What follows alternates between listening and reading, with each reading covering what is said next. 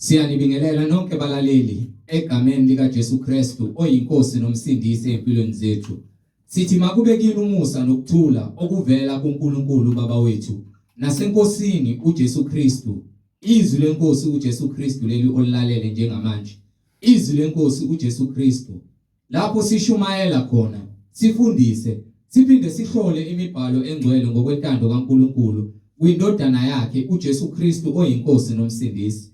Sizocela kubo bonke abantu abalalele njengamanje ukuthi sonke sibe namaBhayibheli ukuze sonke sizofunda kanye sibe nokuqonda imibhalo engcwele njengoba sifundiswa nanjengoba ishunyayezwa. Kulabo abangenawo amaBhayibheli sizocela ukuba ni-download amaBhayibheli kuma mobile devices enu, ama laptops noma ama tablets noma ama cellphones kuma app stores ukuze sonke sizofunda kanye sibe nokuqonda izwi lenkosi uJesu Kristu njengoba umoya ongcwele esihola ukufinyelela eqinisweni engeke laguqula umuntu ngokuqonda kwalo. uJesu Kristu eyindlela neqiniso nokuphila, izwi likaNkulunkulu. Kulabo abalalele njengamanje abafuna ukubhabhadiswa egameni likaJesu Kristu nalabo abanemibuzo mayelana neBhayibheli ungenakho ukuqonda ukuthi umntwana kaNkulunkulu yona ipindlela ekumele aphile ngayo, aholwe ngayo kulomhlaba esiphila kuona. Nalabo abanofakazi uJesu Kristu esekunikezile ufakazi ukuba uthule kuzo zonke izindlebe eziyimisela ukuphenduka ngobufakazi bakho ukuba nixhumane nathi kule mniningwane engizoyishiya njengamanje. Ngizoqala nge-email address ethi izwilenkosi.ujesukristu@gmail.com, izwilenkosi.ujesukristu@gmail.com, noma i-cellphone number noma i-WhatsApp number la sizoxhumana khona ethi 066 566 9245, 066 566 9245. Balaleli, izintumayelo zonke ziyatholakala ku-YouTube. Lapho ungahlala khona phansi uphethe iBhayibheli, ulalelisise kube ngabe lokhu okuzwayo ngamadle bakho, ngabe umoya ongcwele uyakufakazela yini ngemibhalo engcwele iBhayibheli. Njengakho konke esiholwa sifundiswa khona ukuba sifinyelele kwazini kuholwa ngumoya ongcwele ngembhalo engcwele, izwi lenkosi uJesu Kristu. So ku-YouTube uzosearcha, usubscribe, upress no-notification button ukuze ngaso sonke izimfundiso eziphilileyo ezisiholele ekungcweleni uzoyithola. Uthi izwi lenkosi uJesu Kristu, izwi lenkosi uJesu Kristu. Ungakhohlwa nokusharisha ilink nazo zonke izihlobo zakho, ikakhulukazi bonke abantu obathandayo, labo ohlanganyela nabo ngaso sonke isikhathi. Manithi niyamdumisa uNkulunkulu ngomoya nangeqiniso, nifakazelana ukuthi uJesu Kristu uyinkosi nomsindisi empilweni zenu. Ukube ngabe lo mfundiso eniholwa ngayo nifundiswa, ngabe umoya ongcwele uyayifakazela yini ngemibhalo engcwele iBhayibheli. So ku-YouTube uzothi izwi lenkosi uJesu Kristu, usharishe le link, upress ne-notification button ukuze ngaso sonke isikhathi uzithole izimfundiso eziphilileyo egameni lenkosi yethu uJesu Kristu. Ake sivule ngomkhuleko simbonge uNkulunkulu othembekileyo ophilayo, yena ohlezi esikalweni sobukhosi emazulwini. Baba wethu ongcwele, yise wenkosi yethu uJesu Kristu, mangcweliswe igama lakho empilweni zethu. Umbuso wakho mawufike, intando yakho Nkosi mayenziwe emhlabeni njengasezulwini. Usiphe namhlanje isinkwa sethu semihla ngemihla, usithethelela amacala ethu njengoba nathi sibathethelela abasonayo. Ungasingenise ekulingweni kodwa usindise kokubi, ngokuba umbuso ungowakho namandla nenkazimulo uJesu Kristu yena yedwa uyinkosi nomsindisi, yena ohlezi esikalweni sobukhosi, umnini mandla onke manje naphakade. Amen. Siyanibingelela nonke balaleli kuzo zonke indawo enilalele kuzona izwi lenkosi uJesu Kristu. Sheshisa uthatha iBhayibheli lakho ukuze sizohambisana sonke kanye kule ndlela yokuphila eholwa ngumoya ongcwele egameni lenkosi yethu uJesu Kristu. Samba nomfowethu umhlengi izondi ozobe sihola ngembhalo engcwele, umoya ongcwele ekhazimuliswa kule ndawo egameni lenkosi yethu uJesu Kristu. Siyanibingelela nonke balaleli. Amen. Siyanibingelela bazalwane, umoya wenkosi uJesu Kristu. uJesu Kristu uyinkosi. Siyambonga uNkulunkulu ngalesikhathi asenzele sona njengamanje ukuba sikwazi ukuthi sime la sithule ubufakazi ngamandla akhe nangobungcwele bakhe ezimpilweni zethu. Kungekhona ukuhlakanipha kwethu, kungekhona futhi ukwazi kwethu, kepha kungumusa nothando lwaphakade oluvela ezulwini. Siyambonga uNkulunkulu ngakho konke asenzele kona, nabaprofethi bakhe abaphathisa izwi baliphatha ngokuthembeka, nabapostoli kanjalo abaphatha izwi balishumayela ivangeli umhlaba wonke. Namhlanje sesinayo imibhalo ngenxa yobufakazi babo abakuthulayo ngeNkosi yethu uJesu Kristu. Amen. Akukho esingazenzela khona ngokuhlakanipha kwethu. Wonke amandla evela ezulwini. Ngokwenyama sibone ngazi ukuthi siziphethe, but siphethwe umoya. Yonke into ekhona ephefumulayo iphethwe umoya. Because uma umoya ungasathandi ukuhlala kulowo mphefumulo, kulowo mzimba lowo, uyaphuma umphefumulo. Umoya uyaphuma uphele ngawe nalomzimba ozitshela ukuthi ungowakho. Umoya owuwe, umzimba ubekwe umoya kuwona. Lokho kungamandla kaNkulunkulu esizibonga kuye, sibonga yena, simdumisa, simuhubela, simthakazela, sithi uJesu Kristu uyinkosi yokuphila, inkosi yangunaphakade, umnini mandla onke. Ayikho enye inkosi ngaphandle kwakhe, uyinkosi ephethe konke, uphethe izimpilo zethu. Uyena ozothatha isinqumo egcineni ukuthi kuzokwenzakalani ngemphefumulo yethu. Amen. Ungagoloza, uzenze, usiyazi, ukhulume lokho okuthandayo. Usakhulumisa ungazi. Ngokuba uqala kwakho kokuhlakanipha ukumesaba umoya oyingcwele. Umoya oyingcwele konke kungokwakhe. Konke. Uthi umhlaba ngowakhe lakho konke okuphakathi. So uma lokho ukuqonda uyobese understand ukuthi ubani umoya oyingcwele. Wangeke uzuzigcine kulomzimba okuwona okwangunaphakade uyadlala. Ubungeke uzugula esibhedlela. Amen. Umzimba wakho lo wenza into oyithandayo ngawo. Wenza lokho okuthandayo okubi phambi kaNkulunkulu, kepha ke okubi kuyakwehlela nawe. Uzokukhombisa ukuthi amandla awekho kuwena. Awunalo lutho. Amandla akho ukuthi wena ukwazi ukuthatha isinqumo. Iyona amandla uNkulunkulu akunike wona lawo. Iwona amandla futhi enza ukuthi uAdam noEva bone ngoba baphula umyalelo. uNkulunkulu uyasifosa ngenkani ukuthi simkhonze. Ngabe kumuntu, ngabe kufana nasehlane ngesikhathi eshaya abantwana bakaIsrael ngezifo, ezinyoka, umlilo, ngenxa ukuthi bazizwanga noma bafuna ukuzwa. Ngakho-ke masibuyele kuJehova, masibuyele enkosini. Amen. Sizomfuna uJesu ngenhliziyo zethu ezipheleleyo, sizinikele kuye ngokuzithoba ukuthi thina sizibone singelutho, yena ewukho konke, sidinga yena kukho konke. Umbuzo engubuziwe udadewethu noma usisi uPrecious Collinson, dadewethu uhamba ngevangeli, uyayifunda incwadi, uyazilalela izimfundiso, wenza sure ukuthi uyalalela. Siyambonga uNkulunkulu ngaye. Uqalele manje uyabuza imibuzo, and imibuzo bengichazile ukuthi ngizothi meseke ngishumayela namhlanje ngimphendule, angiphenduli yena yedwa, njengoba ngiphendula live. Ngenzela ukuthi wonke umuntu ofuna ukwazi nowaziyo aphinde agcwaliseke, ukuba indaba inolwazi kulezi zinto zikamoya. So ulwazi sisuke senzela ukuthi tshele nabanye abangenalo ulwazi, nabanye asebemile kuleyo ndawo engamele bawe kuyona ukuze basuke. Ubuze umbuzo ukuthi umuntu wesifazane angaphuma yini evangelize ngaphandle, hayi esontweni. Ngathi mina ngeke ngikwazi ukuthi yebo, kepha ngizomphendula live bese sishumayela. Sengizokuphendula live sesishumayela. Ukuyoma lapha kubantu uyokwenza lento efana ukuyenza kwi-pulpit umsebenzi ofanayo awukho umehluko. Noma ngabe ukwemgaqweni uyamemeza uthi uyevangelize wenza lento ekuthunga yini. Yes, Lord. Uyayenza.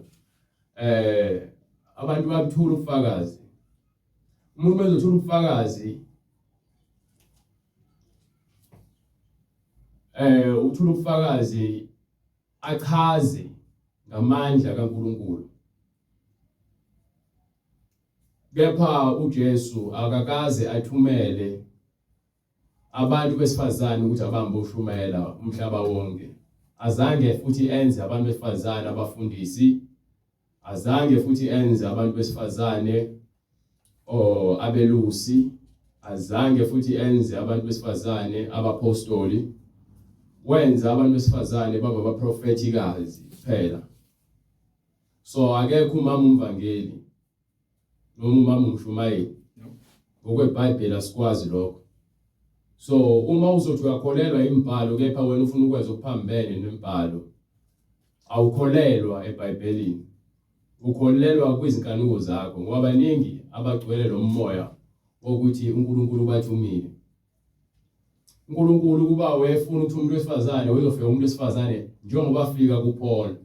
Waguqula uPaul umpostoli uPawulu. Azange azaguqula umuntu wesifazane ukuthi ahambe ushumela ivangeli likaJesu Kristu. Inhlobo neyodwa incwadi. So khona ke incwadi abayithathayo bafuna ukuyisebenzisa eBhayibhelini, incwadi yaseKolose esahluko 3 kusukela kuverse 27 or 26. Lo ncwadi leyo bavika ngayo bagiye ngayo bathi sizokulungisela ukuze understand konke lokho. uJesu Kristu wamthuma uMagdalene ukuthi akahamba ayotshela abapostoli sohlangana kuphi eGalile. Yes, Lord. Yes, Washo ukuthi hamba ushumela kanjani kubantu abakhethwe baba apostoli. uJesu ngesikhathi ekhetha abapostoli abawu-12 waba kwincwadi yaMathewu futhi ithi wabanika amandla wasebathuma. So uma ebathuma uJesu uthuma abapostoli. Kepha uma esevuka ekufeni uthi umuntu wesifazane ukuthi hamba utshela abapostoli bami abafundi bami ukuthi sohlangana le bengishilo khona. So lento lebusa abantu yokuthi ngokweBhayibheli manje uNkulunkulu akakhetha ngasebenzisa nombani ayikho lonto le. Jesu Kristu uyinkosi. Uthi yena uyinhloko yebandla. Inhloko yomfazi indoda. Inhloko yebandla indoda. So angikwazi ukuthi mina ngizoma la bese ngithi sizoba noma umfundisi noma kuthiwa unkosikazi wami uyoba igama lakhe. Mekuthi ufuna ukubizwa ngomazondi ubumazondi, mekuthi umakhumalo umakhumalo, umaqele noma umama ucele. Kepha nje indaba yokuthi kuzothi uma umfundisi ayikho lonto leyo futhi ngiyomtshela ukuthi angayivumi lonto leyo.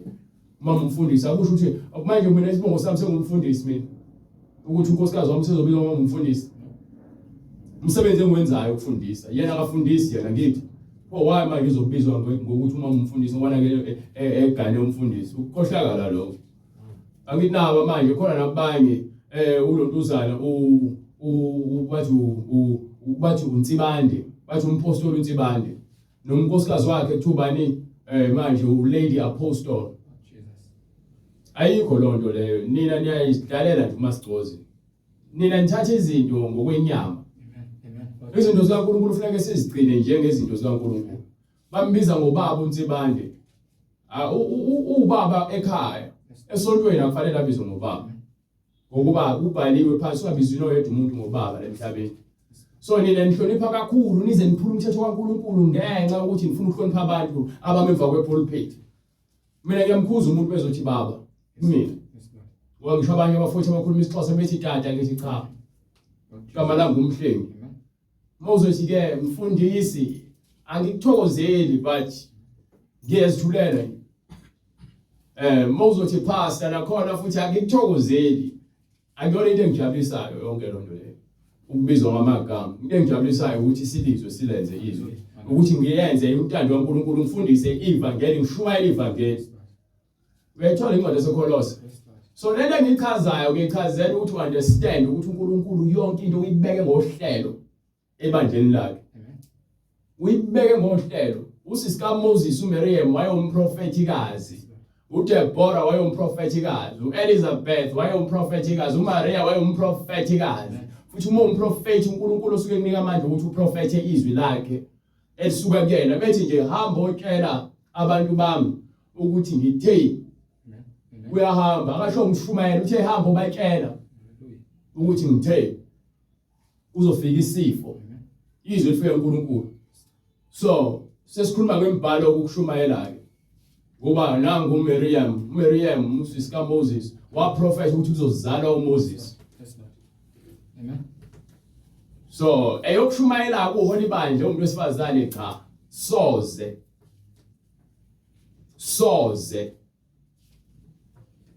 ubani futhi omunye ubani omunye nomuntu ade wethu esizalwa naye ubaba sikuke ngomama unendoda yakhe ashade nayo ithi umfundisi kepha ngimuzwa yena kuzibiza ngo-lady apostle naye futhi kepha akafuni ukuhamba ngezwi. Akekho umuntu ekuthiwa u-lady apostle or lady pastor. Akekho umuntu okuzothi umama umfundisi. Ayikho loo nto leyo ngokweBhayibheli asiyazi. So uma wena ke uzothi uyakholwa uzokuzithoba. iBhayibheli ithi abathule abafunda ukuthobeka abasafuna ukuthobeka manje sebeyalwa abafundisi abahofukwe ngizizwe kahle bathi kubantu besifazana bami boshumayela emgaqweni hambani no win ama souls thatha ingane yabantu ifake isikete esincane ifake upende ebusweni ifake into zokufakela usuyavela umuntu wesifazana izindlela ukuphela ngoJesu awu nangu uJezebel bo hayibo Jezebel ungifundani manje mina kufanele ngilalele uJezebel ezongifundisa ngoJesu akamazi uJesu kuyacaca indlela egqoke ngayo uyakhombisa ukuthi uJezebel akekho umuntu ozothi uphela umngcwele ebegqokise kwaJezebel bese athi ufuna ukutshela abantu ngoJesu emgaqweni agqoke ibhlukwe into zokuqala lezi ezenza abantu bangakuthathi serious bavele babona intombi bayaza vele beza bebona ubuhle ukuthi ayimuhle lo muntu lo angimbe ngokudlalisa ukuthi umiswe intombazane enhle kanti kubizela khona futhi esontweni isinagoge likaSathane ngiyojona lapha ya ngiyomithisana nikhiphe izisu nibe nama-Bible study angathi shu. Omunye ngiyakhumbula ke sifakile kwenye group yakhe uthi bekuvulwa nje uthi ke umuntu akasho ukuthi yini angafuna kube super power ithi wacelani wakhumbula athi ucela ama super power kuNkulunkulu sayibuza athi ublonto kwangathi thina siyaphazamisa kodwa siyabuza into enikhuluma yikuphi ngiyambona umuntu wesifazane ukwenza amasingini ave benomusa abantu abanomanga babeqambela amanga bebekushanga ismail okwazi ukuthi ngempela uNkulunkulu ukhona bengafuni ukwenza izwi lakhe amasingili into lezokufakelwa yonke into evele ikukhombisa ukuthi mesihamba komngcwele uyasibonela ukuthi ngeke ngifundiswe lo muntu mina ngoNkulunkulu akamazi ngeke futhi azacasulwe ukuthi ngimbuza ngento eBhayibhelini yena futhi angakwazi ukuyichaza awungitsheleke sawukuthi manje wena uthi umama umfundisi noma umama umvangeli ngikhombise phela umama umfundisi eBhayibhelini ngikhombise phela umama umvangeli eBhayibhelini ngikhombise phela umama umpostoli eBhayibhelini bekuthi akekho wena uthathe lapho lokho mase kufika ke kule ncwadi ethi akimvumeli umuntu wesifazane ukuthi afundise ebandleni uzothinga kwaphela mina kufanele ngishumayele ngayo yonke into ekhona eBhayibhelini ngeke ngishiye okunye ngithathe okunye njengabafundisi benabawofukwe bafundisi abawofukwe bafukamela isono bafukamela amanga bafukamela inkohliso. Haleluya. Asijabuliswe ukuthi sinabalandeli sijabuliswe ukuthi abantu bayalizwa izwi. Yes Lord Jesus. Bhayibheli limile. So le ncwadi engithi ivule bright akuvumi ngiyakuyichaza lento le ukuthi angiqhubeke. Haleluya. Bese kufika kule ncwadi ethi ke angimvumeli umuntu wesifazane ukuthi abuse endodeni. Uthini lapho? Uthini lapho? Sifuna ukuzwa phela ukuthi uthini. Angisoze mina emngcoleni. Ngabe ngibezo abanye odadewethu bafuna ukugolozela mina.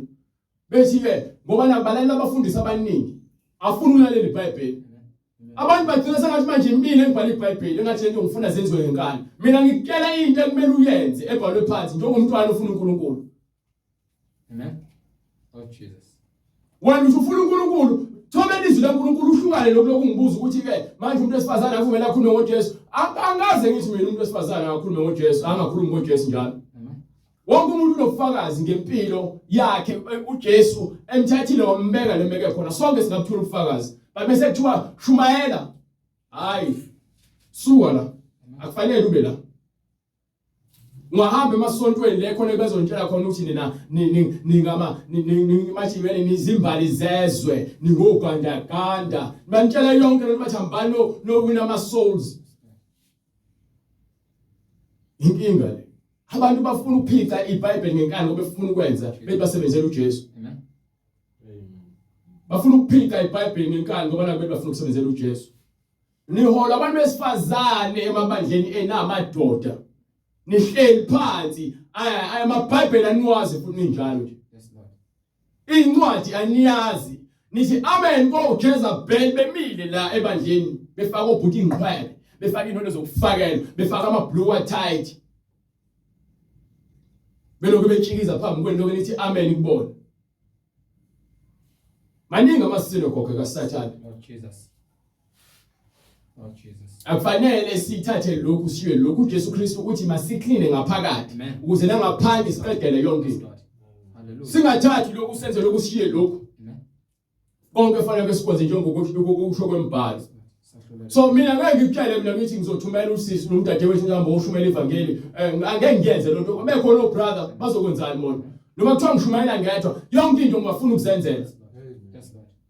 Hayi ndaba ukuthi ke ngizothi hayi ngoba khona umuntu wesifazane manje iBhayibheli angakhuluma ebandleni akakhuluma ebandleni kubhalwe phansi eBhayibhelini. Jesus.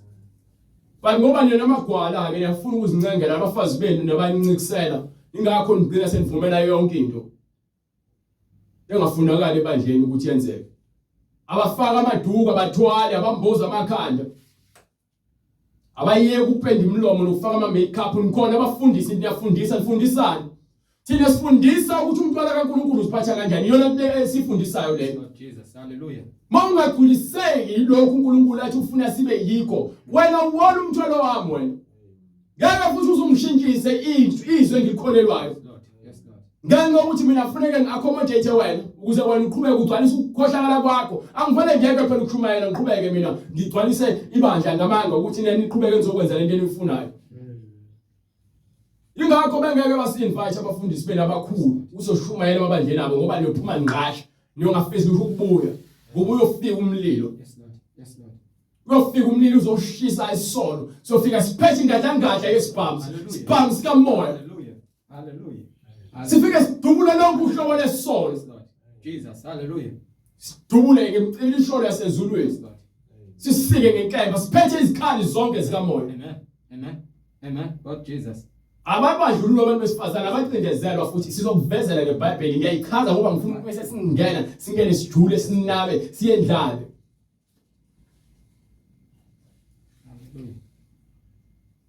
Incwadi kwabaseKolose isahluko sesithathu verse 23. Yes sir. Konke enikwenzayo kwenzeni ngenhliziyo. Konke esikwenzayo masikwenze ngenhliziyo. Kungathi kwenzelwa inkosi. Kungathi kwenzelwa inkosi. Konke esikwenzayo emphakathini njengabantu abakholwayo asikwenze ngokuzinikela nangothando. Kungathi kwenzelwa inkosi cha abantu. Uke wena unikela umphefumulo wakho kuJesu Kristu. Uthobela izwi lakhe nakukho konke esikwenzayo asikwenze ngokuthobeka. Yes Lord. Nazi ukuthi niyakwamukela umvuzo wefa enkosini. Yes sir. Khonzani inkosi uKristu. Go ahead. Ngokuba lowo owenza ukungalungi uyakwamukeliswa ukungalungi akwenzileyo akukho ukukhetha umuntu. Okay. Akuyona le ncwadi. Oh. Verse 25. Yes. No, there's a chorus. Yes. Oh, Awuthi into ufuna uyibheka angayiboni. Ukuthi sibheke Kolose 2. No respect of men with God. No, ongele kwaseGalatia right now ngikhambanisa ayikho la leyifunayo. Yeah, shona kusegalatia. Iyo Galatia. Chapter 2. Chapter 3 from verse 26. Ngokuba nonke ningabantwana bakaNkulunkulu. Okay, sonke singabantwana bakaNkulunkulu. Ngokukholwa nguKristu. Ngokukholwa nguKristu. Ngokuba nonke enabhaphathizelwa. Awuhambe lapho singabantwana bakaNkulunkulu ngokukholwa nguKristu angithi. Hallelujah. Ngokukholwa nguKristu. Futhi ngokukholwa yizwi singabantwana bakaNkulunkulu. Ngokukamoya singabantwana bakaNkulunkulu. Understand? Ngokukholwa. Mesithini?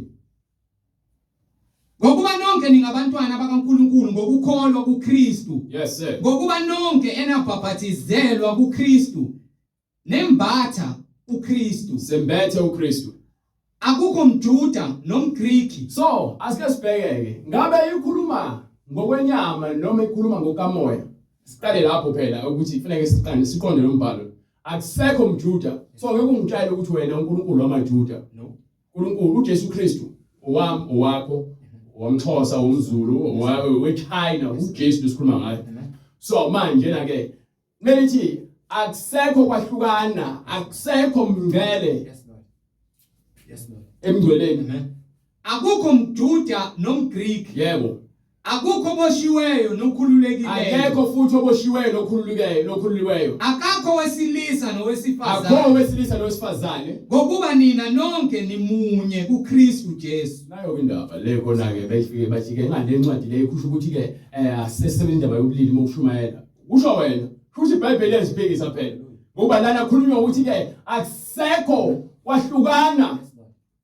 Masiza kuKristu simunye. Mase kuthiwa abasebenzayo wobani abasebenzela inkosi bese benza umsebenzi wokuthi bame bafundise bashumayele. Lokho kukhona nakhona. Hallelujah. Lezo into leyo. So simunye ngokukamoya. Amen. Ngokukhonza sivumele izwi linye. Yes Lord. Yes Lord. Kepha akukho lokho la ozothi ke lithi iBhayibheli hayi phela ngingashumayela alisho ukuthi ke ningashumayela lithi singabantwana ngokukamoya ngokukholwa kuJesu. So akusekho kwahlukana uma ngisifebe ngizovuma uJesu akekho umuntu ozombiza ngesifebe bese ngiJesu. Yes Lord. Uma bengisidakwa bese ngiJesu angisesona isidakwa. Hallelujah. Bonke okudala kudlulile. Lord.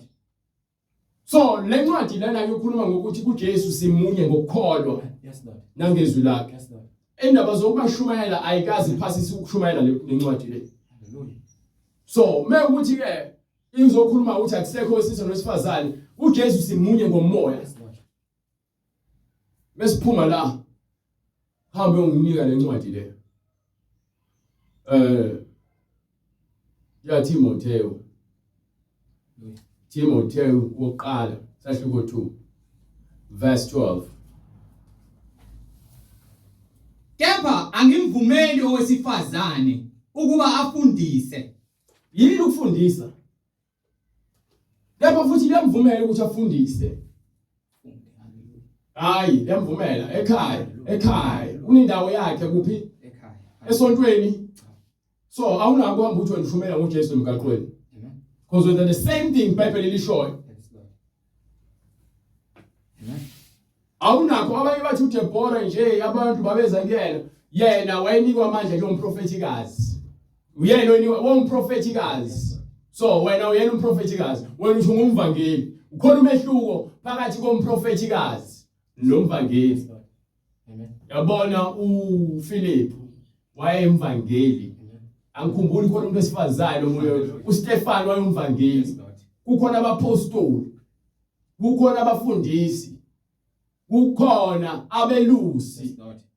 Akukhona oyedwa umuntu wesifazane owakhonjwa ukuthi we uzoba umama umvangeli noma usisi umvangeli. Soze ngayivuma. Lithi iBhayibheli angimvumeli owesifazane ukuba afundise. Qhubeka.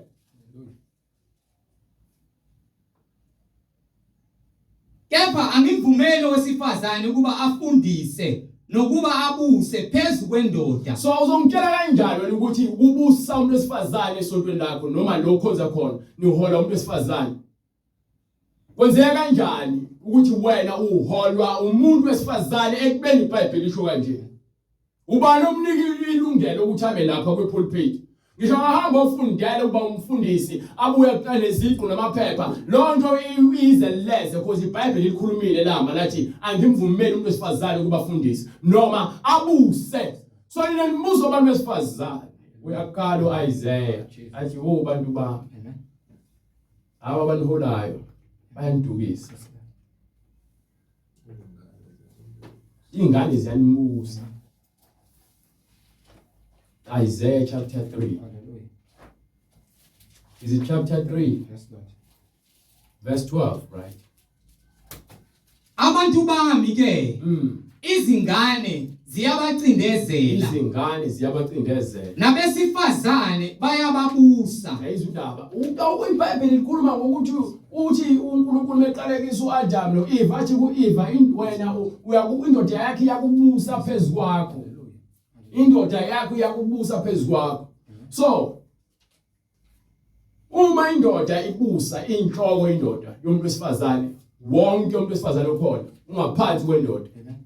Amen. Lonto leyo ibhalwe phansi eBhayibhelini ukuthi inhloko yesifazane indoda, inhloko yebandla nomhloko yendoda uJesu. So umuntu wesifazane uludume endodeni. Awuhambe uye lapha ya kule ncwadi le. Uphinde futhi ubafundele incwadi yaTimotheo. Incwadi yokuqala kuTimotheo Yes, sir. isahluko 2 verse 11. Yes, sir. Owesifazane makafunde ukuthula nokuthobela konke. Makafunde. Nalento oqala kumele ufunde before uthi wena ufuna ukuthi uJesu manje uyamkhonza ngokweqiniso. Nina nizama ukushintsha abantu ngenkani. Nishintshe ivangeli ngenkani. Yazi abanye abantu banesineke sokuthi bakubangela umsindo ukuze nje wenze lokho abakufunayo.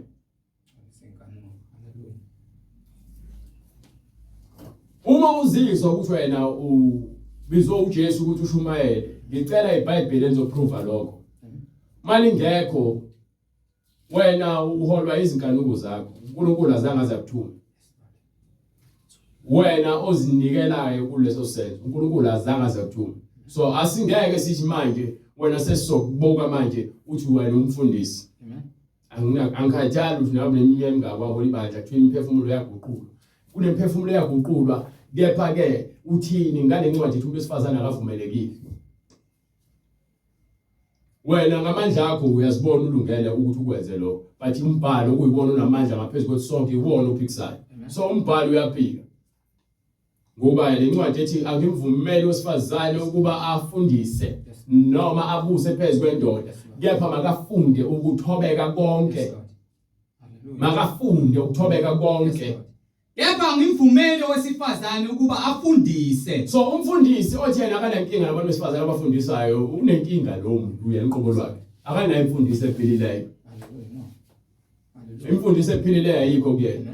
So nangelilodwa ilanga mina ngisami la ubona umuntu wesifazane ethi uzoshumayela la uzombona ememeza. Bayangicaba mina abantu bavumele into uNkulunkulu angayifuni esontweni. Bese ithini incwadi yaseKorinte? Incwadi kwabaseKorinte, incwadi yokuqala kwabaseKorinte, Sahluko 14 right? isahluko 14. Yes, verse 34. Verse 34. Yes sir. Abesifazane mabathule emabandleni. Abantu besifazane babathule emabandleni. Ngokuba bavunyelwe ukuba bakhulume. Abavumelwe ukuba bakhulume. Kepha mabazithobe. Mabafunde ukuzithoba. Njengokuba usho njalo nomthetho. So mina ngikhathali noma ngabe usekhaya noma ngabe usemgaqweni. Emgaqweni uzokhona abantu lozokuthi wena uvangela khona. Ngithi abantu lapho. So mase ke sontweni nakhona ke kugcwele abantu ke umphakathi wabantu abangcwele. Wena umuntu wesifazane awuvumelekile ukuthi ukhulume. Noma angikhulumi ngokubeka imimono. Ngokuthi ushumayele izwi kaNkulunkulu. Uma ungaphakathi esontweni uzofunda ukuthobeka, uzothula. Emva kwalokho uma kucula uzocula.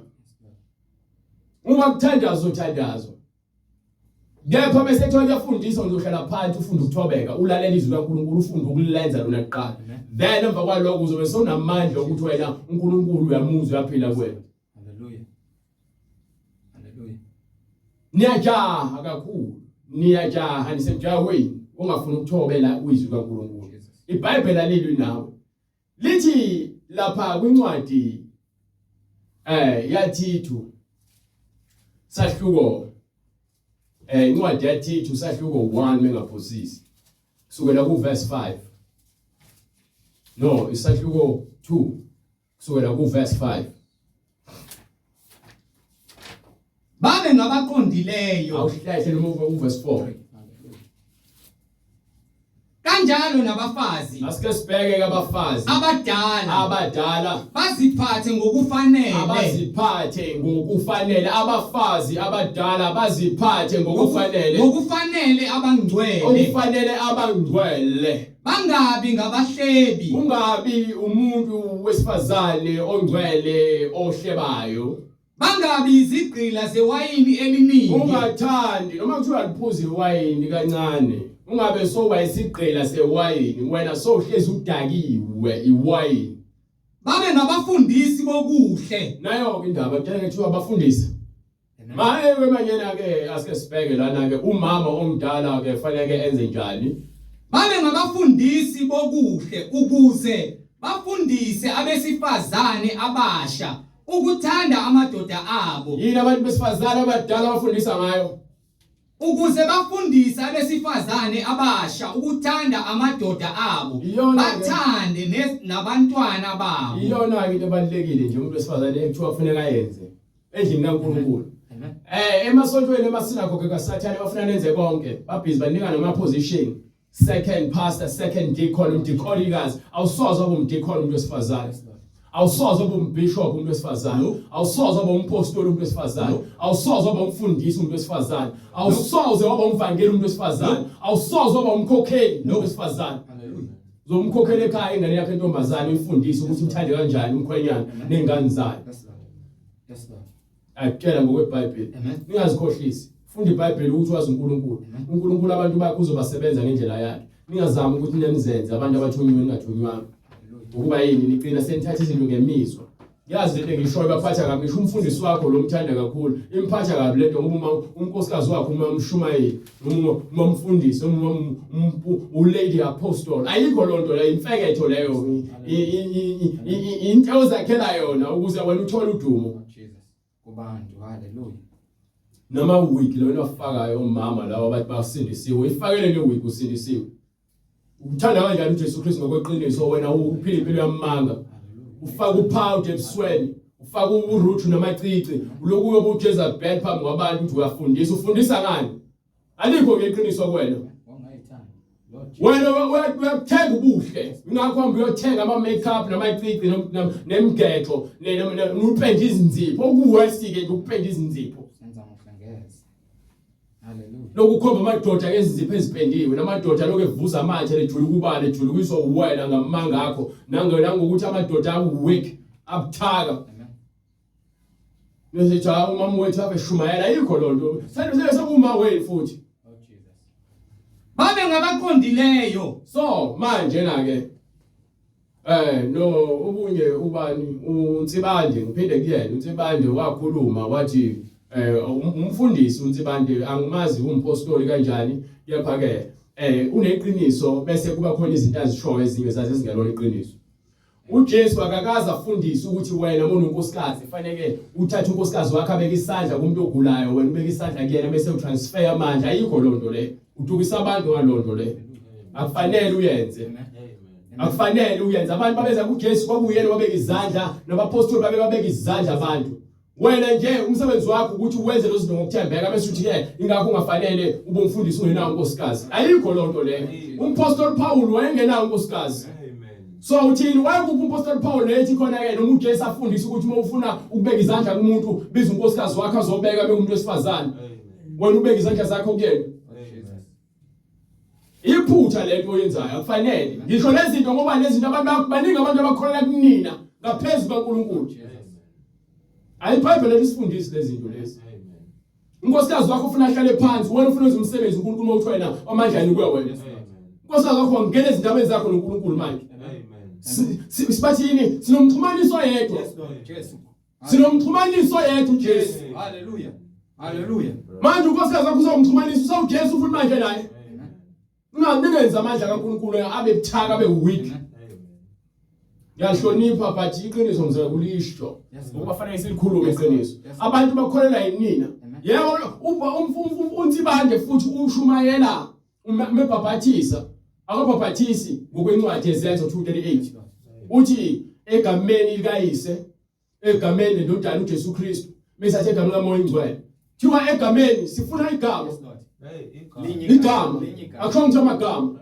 so kumele ithi iBhayibheli ke egameni likayise lendodana nelikaMoya Ingcwele alisho ukuthi egameni likaJesu egameni likaMoya Ingcwele egameni likaBaba lithi egameni likayise nelendodana nelikaMoya Ingcwele igameni lodwa elifunakalayo haleluya so manje siyafuna ngokweBhayibheli ukuthi lento le oyifundisayo iphi ngokweBhayibheli mawukuthi futhi lento lena ibange ngasho mhlambe anginayo inzondo ngiyaphikisa into engekho eBhayibhelini haleluya iBhayibheli lithi babhabhathiswa egameni likaJesu Kristu so angikwazi mina ngithi uthi wena wambulelwa kanjalo ayikho lonto leyo abapostoli ababenoJesu babhabhathisa egameni likaJesu Kristu amen abapostoli nozibiza umpostoli uthole umbono kuJesu wamnika isambulo wena manje utshela abantu izinto ezikhona eBhayibhelini amen haleluya lokwesambulo amen uyambula amen enye futhi uthi abantu kufanele bazivumekela kuphela izono ukubukhethelwe lokho siyaphika ngokweBhayibheli kulabo amaziyo umfundisi uNtsibande ngithi umpostoli umfundisi uNtsibande bangamzwisa le message bekuthi ungathanda sibe lengxoxo live abantu bebuka ngathanda futhi amen ukuba iBhayibheli ngeliziphikisa umuntu bevuma izono zakhe uma ngize esontweni mekuthiwa bonke abafuna ukubhabhathiswa abasukume lo muntu uvuma izono zakhe ngoba usayizwile imfundiso amen izwi lingenile you understand so uma ke mhlambe sesikholwa kanjena ke sesiyakholwa khona into engenzile you understand sengithi mina ke yazi brother ngonile kanje ngena kanje noma sicabene ivume ububi bami yini lithi iBhayibheli ivumani izono zenu kwabanye haleluya haleluya you understand ngishoyo ukuthi thina sesiyakholwa uJesu uthi uma umfowenu ixabene naye noma kwenze kabi hamba uqala wena wedwe kuyena haleluya ukhulume naye mengafumi ibizo omunye you understand uJesu usifundisile indlela yokucommunicate bathi ngeke ungitshela ukuthi abantu nje ababhala izono zabo bazozivuma kuwena awuyena uJesu manje iBhayibheli beza kuJohn babhadisi bevuma izono zabo umuntu bevuma izono zakhe usuke sevuma uJesu njengenkosi yakhe pendukani haleluya usuke sephenduka so ukuvuma izono uconfessa usuke soconfessa into ngoba naku usawuthula ubufakazi amen Lord Jesus uthathe lencwadi le yaJoshua incwadi yaJoshua le khona lo oyintshontshile amen yes Lord bese thi ke akavume lo muntu wayevuma ngoba naku wayesebanjiwe yes Lord wayesebanjiwe futhi ke nje isigwebo sakhe sasa uthi ke lo muntu lo uyongena ezulwini ngoba wazivuma izono zakhe pho wabulawelani why unolwazi olungako ngekho eBhayibhelini why unolwazi olungako ngekho eBhayibhelini ngisazoqhubeka ngichaze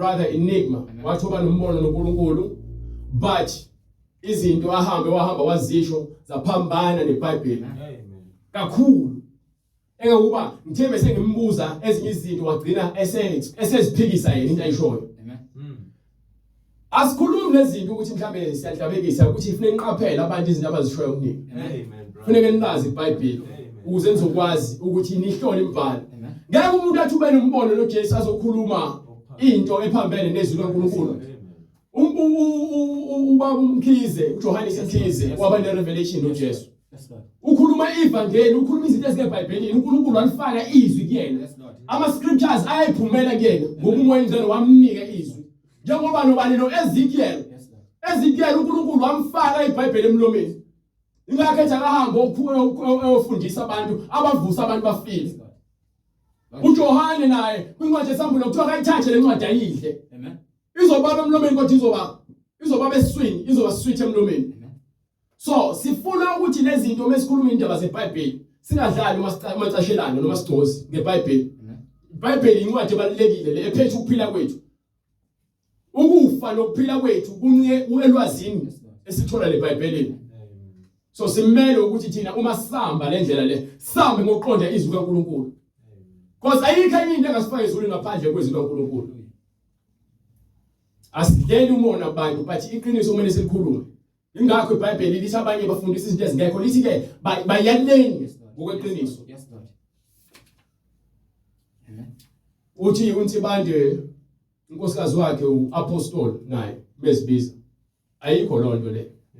Lord Jesus. Ayivumi iBhayibheli. Yes Lord. Soze futhi.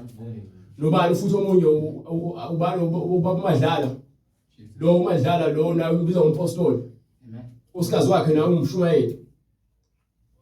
Bakhuluma iqiniso but kulezi zinto abazenzayo isiphambene nomthetho kaNkulunkulu. Futhi ngeke sithule ngoba naku sithi ke badala akusebenza ukudala. Ulwazi likaNkulunkulu ludala ngaphezulu kwethu sonke. So thina sikhuluma izinto ezibhalwe phansi eBhayibhelini ukuthi lalela. Hamba ngeBhayibheli. Yes Lord. Nina nihlonipha abantu meze benza izinqumo ezirong athatha athola ukuthi uzothi mezele indodana iyona ezothatha ibandla. Ayikho lonto leyo. Ibandla kulona ifa labantu. Noma kuthiwa imali beniphila imali yomnikelo bese feel ufile Yes Lord. usebandleni ukuba uzoqhubeka ngesupport yini umndeni Amen. ngoba liyazi ukuthi bephila ngevangeli. Amen. Alikamoya ngcwele ibandla. So awunakuthatha imali uningi indodana yakho noma unika unkosikazi wakho bese file ngoba usufile wena. Ayisebenzi kanjalo lento le. Soze futhi. Soze asikhumbuli nje uPeter kuthiwa ibandla lathatha unkosikazi wakhe noma umpostoli Paul engenawo unkosikazi. Ngoba phela uPeter uyena wena unkosikazi engimazi kahle ngikhumbula kahle no Philip. Yes Lord. Amen. Wena unkosikazi enezingane zazu3 zabaprofetikazi. Amen. Yes Lord. Sazi lozo zinto abakaze futhi kuthiwa ibandla lanikelwa kubona. uNkulunkulu uyazikhethela umuntu azomsebenzisa. Futhi uNkulunkulu akahambi ngokukhetha ubuso babantu. Ukhuluma into eqondile. So kulina lonke noma umfundisi noma umpostoli phumani kuloma bandla. Bengafuna ukuphuma ke sengayihlalela ngoba naku nilandela bona. Lo landela iBhayibheli wizwa izwi. Mina ngikhathala ukuthi ngibuka kanjani. Into ebalulekile ukuthi ke sihlale eqinisweni. Lord Jesus. Lesihlale eqinisweni. Sonke sizofa. Sonke somaphambi kwesihlalo sobukhosi. Kepha into ezosilandulela yizwi. Ekuyilona ekuthiwa izosinika indlela access to isihlalo sobukhosi. Ngaloba lokho ngaphandle kwezwi. Mina nje ngeke ngivume ukuhola umuntu wesifazane ebandleni. Soze ngisho ekhaya. Ngohlezi nginhloko. Angikusho lo ngokucwanza, ngikusho ngoba iBhayibheli lisho njalo. Yes Lord. So ngiyalivuma iBhayibheli. Ngoba mina ngiphikise bese nginonkosikazi engiyamsaba. Mina ngiyasazi. Yes, wena ngithi sebenza kahle nemali eningi. Hayi wena wena inhloko yekhaya. Kuphi khona? Soze. Hallelujah. Ngisho ngabe uhola 50,000 ngenyanga. Mina ngisashumela ivangeli. Amen. Uhlezi nje engaphansi kwami. Umthetho. Amen. Awushintshe umthetho ngoba naku usunemali. Awushintshe umthetho ngoba naku wena usumuhle. Umthetho angikhathali ngabe ubani noma ngabe kuthiwa wena usuneminyaka u15 55 waqala ukushumela ivangeli. Umthetho. Ngeke ushintshe wena umthetho manje. Yekusala abafazi benu kuba uma umfundisi. Yekusala abafazi benu kuba abapostoli. Akukho mama umpostoli la. Wena umpostoli wedwa phela. UJesu wathumela abapostoli besifazane ukuthi bamushumele ivangeli umhlaba wonke. No. So nithathe lapho lento ukuthi abafazi bese kuyibona enibambe nabo ibandla nithi phela ibandla setibanje unkosikazi wami ngisiza ngapha. Bakhona abafowethu ngoba naku nifuna imali ingenele ekhaya ihlale ekhaya ingakho lenza yonke lento eniyenzayo. Lord Jesus. Nisebenza imali kepha nokuthule futhi kule nto eniyenzayo. Lord Jesus. Sebenza ukuthule. Amen. Asike siphumeke ukuthule manje. Amen. Asibuyele eqinisweni. Lord Jesus. Ayave benesoka bebekhaza wabona ukuthi abona abantu laba hayi uNkulunkulu baphile. Amen. Hayi lo mfana ukuhlaza lo. Yabo kodwa uthonto ekhuluma lo mfana ikhona eBhayibhelini. Yes Lord. Lethe iBhayibheli lapha kwincwadi kaNtuzalo ongephela incwadi leya. Yakhe u 1 Corinthians chapter 14 from verse 34 siphinde sithi sigcwalise. uthi uThebane khona ngisengizwile indaba eziningi ngaye uthi naye futhi le ndaba yokuthi abantu besifazane bangakhuluma bandleni uthi kwakhulunywa ukuthi bangabeki imbono ngithi mina ke ngicela lo nto eBhayibhelini isho njalo because yabona irevelation yakhe ingozi kangakanani ngokuba uNkulunkulu akasiye owesiyaluyalu uNkulunkulu akayena umlobi obiyaluyalu kepha ungowokuthula uNkulunkulu wokuthula iqiniso lakhe kufanele sililandele njengokuba kunjalo emabandleni onke angcwele ukuba yento imisiwe kubona bonke abantu abahamba ngomngcwele abesifazane mabathule emabandleni ukuba kabavunyelwe ukuba bakhulume kepha mabazithobe njengokuba usho njalo umthetho umile uma bethanda ukufunda umthetho umile ngeke ushintshwe yimina bese ngifuna ukushintsha umthetho ngiyeke ukushumayela hamba ngokuphila ngomthetho wami bathi lo seBhayibhelini umthetho lo awunako uzilandulela wena glory to God ngeke uma bethanda ukufunda utho uma umuntu wesifazane ethanda ukufunda utho mababuze amadodeni abo emakhaya ngokuba manje umtshela ukuthini ke kuthiwa la abavunyele ukuba bakhulume emabandleni uthi wena imbono kepha lithi uma befuna ukufunda utho lithini iBhayibheli lapho uthini wena sifuna ukuzwa phela lithini iBhayibheli wena uthini akusatshizwa mina iminyaka yokushumayela ngisabizwa iqiniso abelizi iqiniso ngiyalizwa Hallelujah. but mina ngeke iqiniso kwincazelo yakho ngiyaquestion ngiyalibuza because iBhayibheli liclear njengosuku lubalele kubona ilanga nayo yonke into That's not. usungazenza nje wena uchwepheshe amagama uchuphe isisoka kepha ke uqamba amanga iBhayibheli uzokwambula umoya ingcwele Hallelujah. Hallelujah. abafowethu nabo bavumelana nami bavumelana neBhayibheli That's not.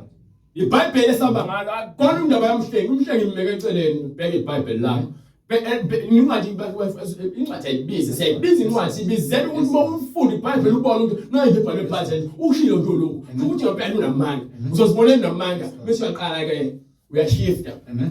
hlale phansi ulandele Izwilenkosi Ujesu Kristu Wasekhanyeni. Hallelujah. mababuze emadodeni abo buza endodeni yakho ekhaya ngokuba bambuze bathi ke manje mesingena amadoda ke uzolinda phela eceleni ubuze kumfundisi Yes, Lord.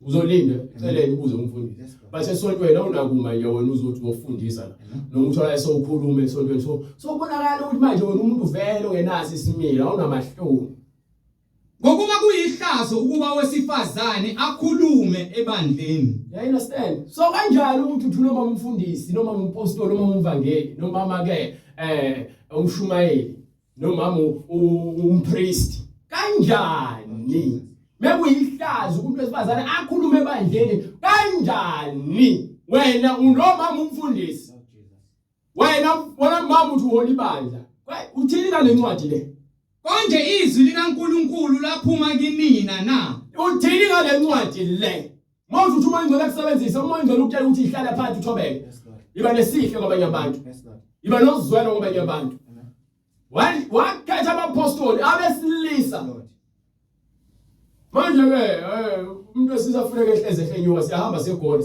manje umuntu wesifazane bese kuthi ukhulelwe-ke uzotravela ke nini ke manje ingane ezothini ngayo mekhulelwe manje meke esikhathini Uma kanjani uProfeti? Hallelujah. ngokomthetho kaMoses lalelayo ngokomthetho kaMoses wangafanele umuntu wesifazane angene phakathi kwingoluzana kweTabernacle Hallelujah. Yes, Lord. ahlale 7 days kuze kuphelele bese nakhona emva kwalo eseqedile ke bese futhi ihamba unikela ngoba yini uyaklinwa Yes, Lord. manje la sekumele ukuthi ungasondeli ku-pulpit ungangena esontweni ungahlali futhi phambili hamba uhlala lapha emuva Amen. uzosihlala uhleli kusona wenze show ukuthi esisula futhi inhlanzeko Yes, Lord. ngoba yini manje wena ungcolile isikhathi lesi njengoba kusuke kuthiwa kwesikhathini usuke ungcolile Yes, Lord. ngakho wangangena umuntu wesifazane kwiTabernacle ngomthetho kaMoses Hallelujah. so manje na ke into ekumele uyifunde ukuthi umuntu wesifazane afuna afunde ukuthobeka esontweni yiloko nje kuphela esingakutshela bona akekho umuntu wesifazane ovumelekile ukuthi afundise noma ashumayele noma abuse phezulu kwendoda ngisho ekamerweni lilele umuntu wesifazane ohleze ngaphansi futhi anilalisi kwezinja umuntu wesifazane yohle ingakho abantu besifazane begcese ngigibele emakhanda okanye ngivume banigibele ekamerweni Lord Jesus. babona niyalingana ngoba yini ekamerweni wemvumela ukuthi agibele ngathi indoda idalelwe ukuthi ube yona ogibelayo wena usunika umuntu wasozana igunya elingaka lokuthi agibele kwena. Do you understand ukuthi kunezinto eziphumayo lapha kule ndawo ezingcola Amen. Amen. efana bezihlala kuyena wena uhamba uyozithatha ziyathelwa kwena manje Jesus. hayi Amen. asibambe la Hallelujah. Jesu Kristu uyinkosi. Yes, Lord. Laba abafuna ukuphenduka ngoba ninika incwadi abafuna ukuphuma ebandleni ababhabhadiswa ngendlela engafanele banika incwadi. Banika incwadi Izayo 2:38 lo ncwadi leyo bonke abapostoli bashumayela yona awunayo uba nesambulo sakhe esiphambene neBhayibheli. Wow! Glory to God. Awukwazi ukwenza lokho. Hallelujah. Awukwazi ukwenza lokho. Hallelujah. Incwadi Izenzi isahluko sesibili verse 38. Go ahead. uPetru wayesethi uPetru wayesetheni phendukani phendukani yiloyo naloyo abhaphathizwe yilowo nalowo ofana bhabhathizwe egameni likaJesu Kristu. so kwenziwa yini abapostoli ababe noJesu abavula uqonda babhabhathise kanje wona ungabhabhathisi kanje kepha uthi ufundisa ngoJesu akho umuntu wesifazane futhi wakubhabhathisa Amen. Amen. akho noyedwa uyobhabhathiswa amadoda anika ivangeli ukuthi awabhabhathise lokhu kubhalwe phansi. Yes, Lord Jesus. You understand? Hallelujah.